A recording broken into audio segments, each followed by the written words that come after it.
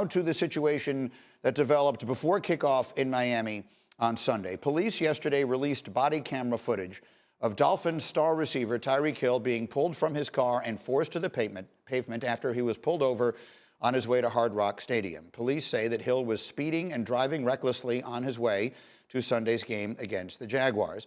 Miami-Dade County Police released 105 minutes and 33 seconds of body cam footage from the officers involved. We are going to show you a piece of it here. This is the moment when the officer first approached Hill's vehicle.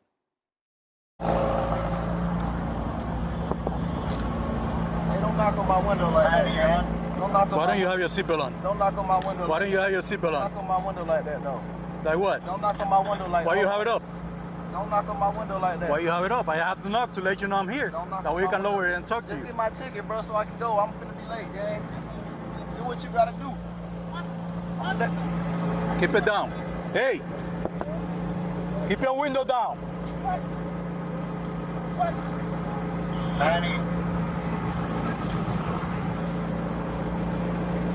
Hey!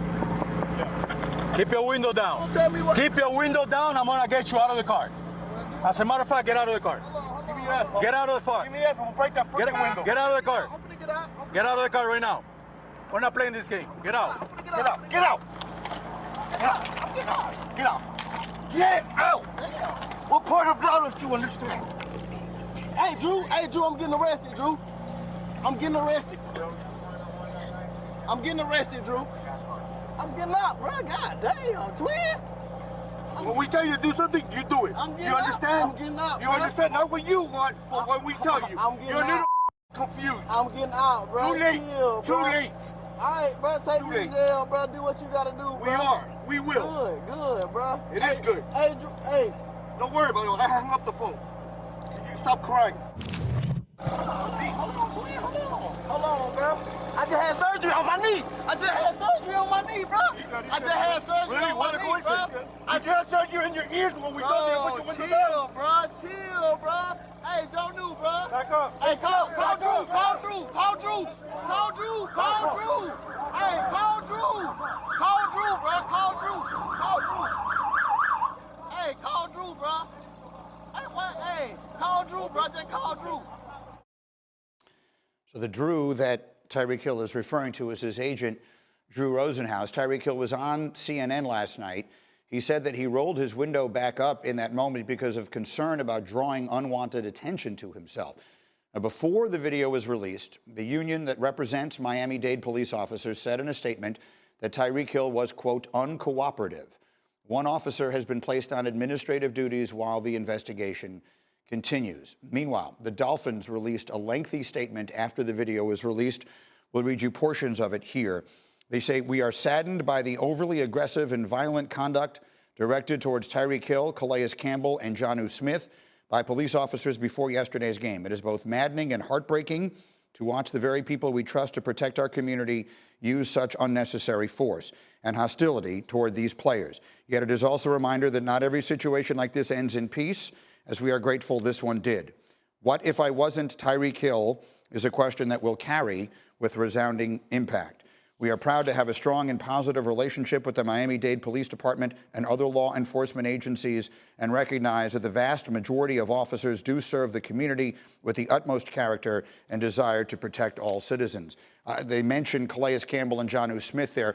Again, there were over 100 hours of this body cam footage. What you did not see there, in case you've not seen it or are not aware, is that those two teammates of Tyreek Hill's were also on their way to the stadium, and they came by at the moment and saw it and tried to de-escalate the situation. At one point, Calais Campbell was also placed in handcuffs. So I thought I would give everyone an opportunity just to comment. It's obviously difficult to watch that video. Dan Graziano, quickly, is there any, from a news perspective, is there any reporting to be done relative to the story? From a National Football League news perspective, no. I mean, like, he's not, Tyreek Hill is not going to, you know, like, there's no lingering anything. The team supports him, the league supports him, his teammates support him. It's just a matter of what the Miami-Dade Police Department is going to do and you know, what, if any, response he has to that. And the Dolphins will play on Thursday, by the way, at home.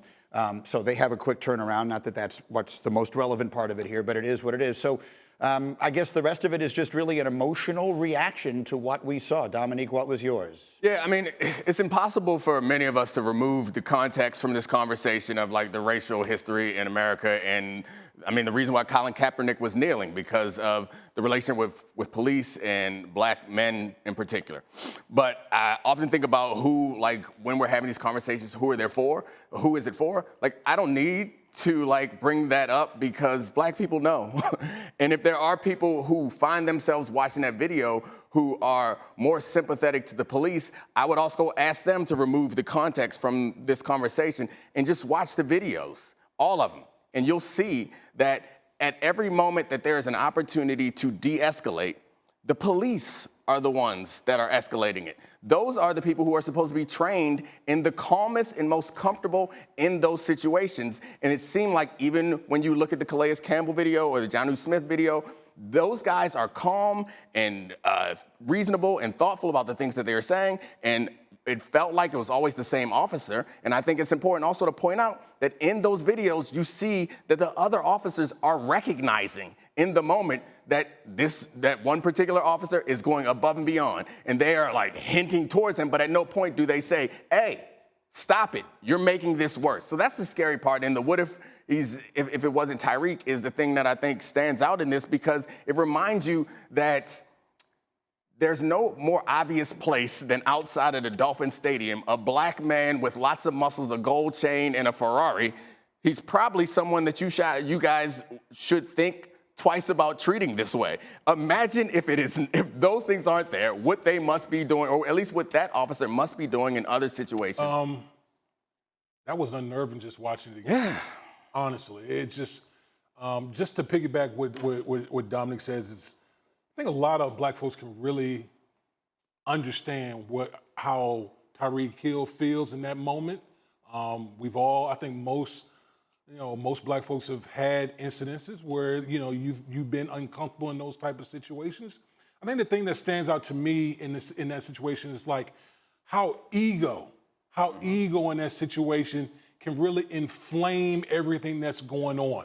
Because Dominic, you talked about police jobs, and listen, I don't want to underestimate how hard it is to be a police officer. There's so many things that they have to deal with that I know I wouldn't be able to deal with it. Right. But in that situation, it's your job first and foremost to de-escalate the situation.